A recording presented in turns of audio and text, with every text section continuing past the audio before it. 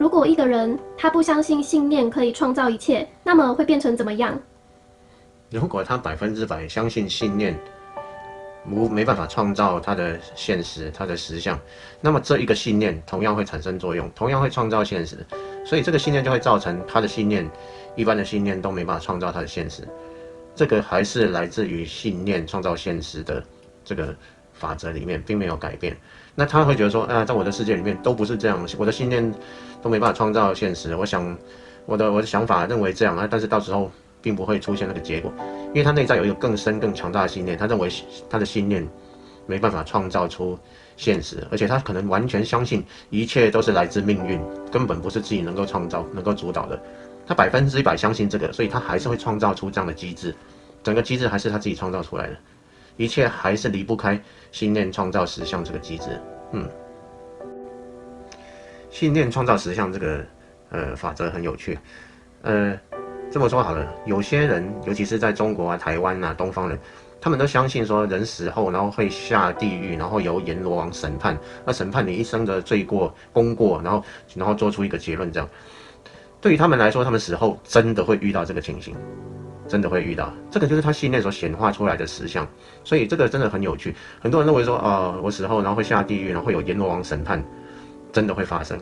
我在小时候我有一个同学，他的阿公是那种道士，哇，会施法术的道士。然后他要死的时候很有趣哦，然后他就，因为他死的时候，我有跟着去医院嘛，然后就在那个病床旁边，然后医生已经说这个人已经往生了，已经走了，然后就几点几分，然后就写这样。结果过了1分多钟，然后啪，他坐起来，大家吓一跳，怎么这样子？然后他就跟大家说，你们不要紧张，刚才牛头马面来带我，然后我跟他们斗法，结果斗不过他们了，我要走了，你们保重，我跟他们去了，再见，不，打下去就挂了。所以我当时就觉得很妙，怎么会有这种情形？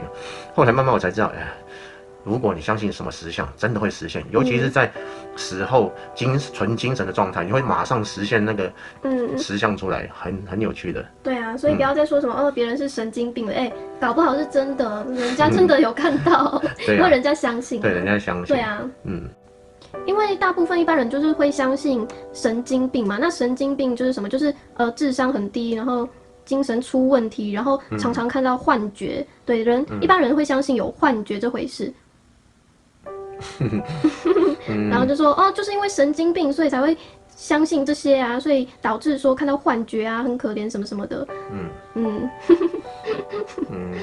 这么说好了，我们现在存在的世界难道不是集体创造出来的幻觉吗？它同样是信念创造出来的幻觉。其实怎么说，现实到底是不是幻觉？如果一个你说精神病的患者，他搞不好不是真的精神病的患者，只是他相信了某一套系统。他可能从小接触的事情也好，怎么样看小说、看漫画也好，或看动漫，他相信某种系统，然后他就开始产生某种去创造某种现实，然后他就在感官上看到这些现实，但是他跟别人讲，没有人会相信，就会变成神经病，有可能是这样。那另外一种就不太一样，另外一种可以稍微聊一下。另外一种是他心里面受到很大的创伤，然后他拒绝与现在这个现实去接触，然后他把自己封闭起来。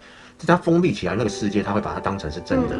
那所以在他封闭在内心世界的时候，他内心到底有一些什么，有恶魔，有什么东西，他可能就会显化出他看到了这些景象。那其实这种他是因为把自己完全封闭在另外一个内在空间所造成的，那又是另外一种神经病。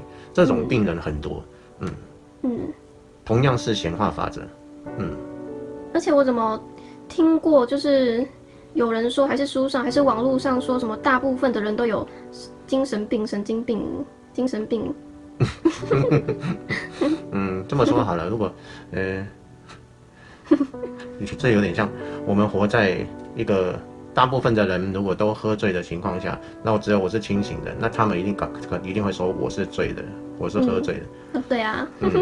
对啊，所以到底谁精神有问题？其实我在想，其实大家都没问题，都是他自己的信念创造出他的思想，没有一个人是有问题的。对啊，对啊，只是他的信念创造出什么这样而已。他创造出的东西跟别人不一样的时候，别人就会说他有问题。对啊，那所以真的有就是所谓的精神病嘛，神经病？所以不是，其实都只是信念。精神病，我们会发现有一个人在街上喃喃自语啊什么。嗯其实这种问题，我曾经就想过、探讨过，就是，其实我跟他没什么两样。为什么这么说？他做的事情只是把他心里面、他头脑在想的讲出来。那我只是没有讲出来，但是我头脑也是一直在想事情，然后他一直在讲说，昨天那个谁啊，他不应该这样对我，他是怎样怎样。如果我这样子讲给大家听哦，我就照念这样。昨天那个谁哦，他就这样对我耶，他是不是看我不爽啊？怎么样？我觉得我对他那么好，他竟然这样对我，你觉得是不是呢？我在街上这样一边走一边讲，是不是所有人都把我当神经病？其实我只不过把脑袋的话就原封不动讲出来而已。那我们看的那个神经病，搞不好他也只是这样子而已。所以是不是神经病？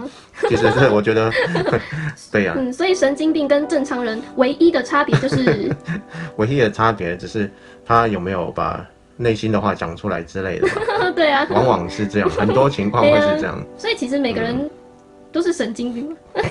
每个人如果听脑袋在那边废话，然后并且相信他，应该其实每个人都有一些问题吧。对啊，除非能做到不听脑袋的。